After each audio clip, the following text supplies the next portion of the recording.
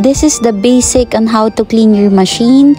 You just need the citric acid powder and the hot water. Make sure it's diluted properly before po natin siya isasalin sa ating receiver tank. After natin isalin sa receiver tank, let's just click the third button, cleaning. So automatic na po siya for 30 minutes magra-run sa system. So 30 minutes po siya, hayaan lang. And then after 30 minutes po, that's the time we will open the baffle. So after po natin ma-open ng baffle, that's the time na pupunasan natin isa-isa ang mold to make sure na wala pong mga sediments na nakasabit dito. As well as the sides po ha. And then sa step naman po na ito ay tinapakita kung paano ina-unscrew yung mga screws sa may pipings. Kasi ang pipings na ito ay monthly rin po nililinis.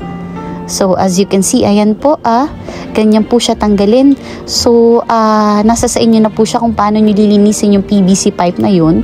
And then manually din natin pupunasan itong mga parts na to, as well as the pipes, the pumps, and then the sensors.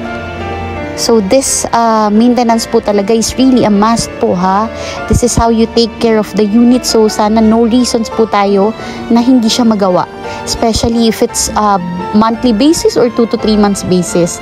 So again, monthly siya sa mga naka-basic filter. And then every 2 to 3 months or 3 to 4 months siya sa mga naka-water refilling stations. Nandito na rin sa video na to kung paano siya tanggalin, kung paano rin siya ibalik. So, happy using with your ice machine po. Marami pong salamat.